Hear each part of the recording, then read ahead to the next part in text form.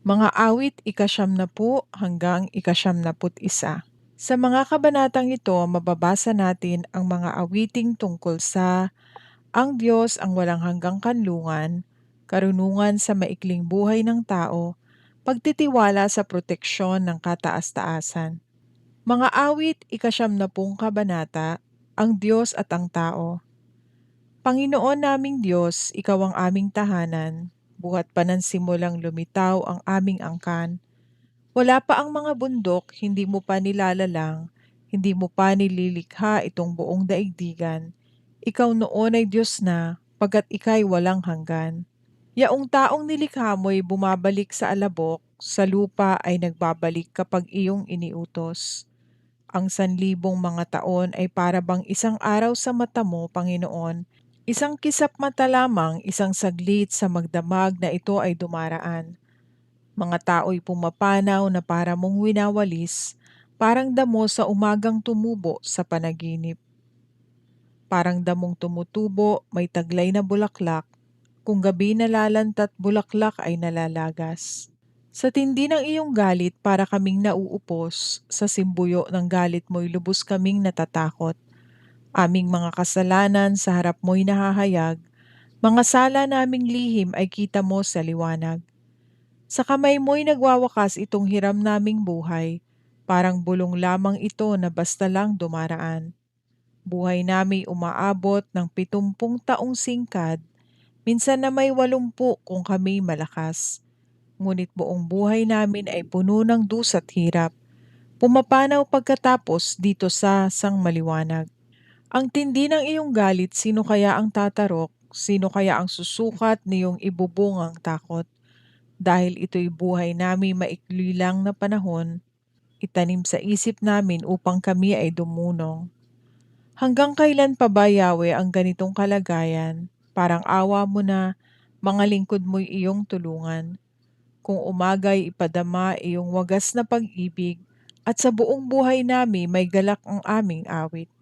At ang aming kahirapan palitan mo ng ginhawa, singhaba rin ang panahon ng ipalit na ligaya.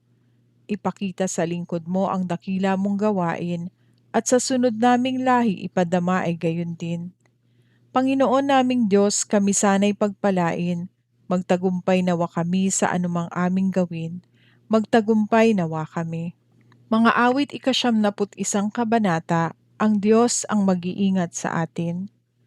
Siyang naghahangad ng pagkupkop ng kataas-taasan at nananatili sa pagkalinga ng makapangyarihan, ay makakapagsabi kay Yahweh, Muugkat kanlungan, ikaw ang aking Diyos, ang Diyos na tangi kong pinagtiwalaan.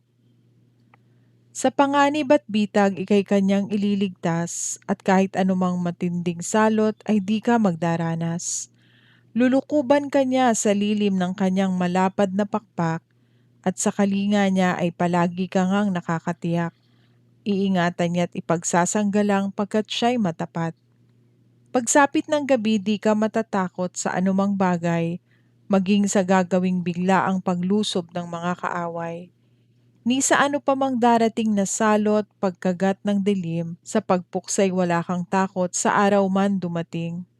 Kahit na mabuwal sa iyong harapan ang 1,000 tao, sa iyong paligid ang bilang ng patay maging 10,000, di ka matatakot at natitiyak mong di ka maaano. Ika'y magmamasid at sa panonood mapapatunayan, iyong makikita taong masasamay pinaparusahan. Sapagkat si Yahweh ang iyong ginawang tagapagsanggalang, at ang pinili mong mag-iingat sa iyo'y kataas-taasan. Di mo aabuting ika'y mapahamak, di mararanasan kahit anong uring mga paghihirap sa iyong tahanan. Sa kanyang mga anghel ika'y tatagubilin, saan mang dako maparoon tiyak kang iingatan. Sa kanilang mga kamay ika'y aalalayan, nang sa mga bato paamoy hindi masasaktan. Iyong tatapakan kahit mga ahas o leyong mabagsik, di ka maaano sa mga serpienteng leyong mababangis. Ang sabi ng Diyos, ililigtas ko ang mga tapat sa akin, at iingatan ko ang sino mang taong ako'y kikilanlin. Kapag sila'y tumawag, laging handa ako na sila'y pakinggan, Aking sasamahan at kung may problema ay sasaklolohan. Aking ililigtas at ang bawat isa ay pararangalan. Sila'y bibigyan ko't gagantimpalaan ng mahabang buhay at nakakatiyak tatamuhin nila aking kaligtasan.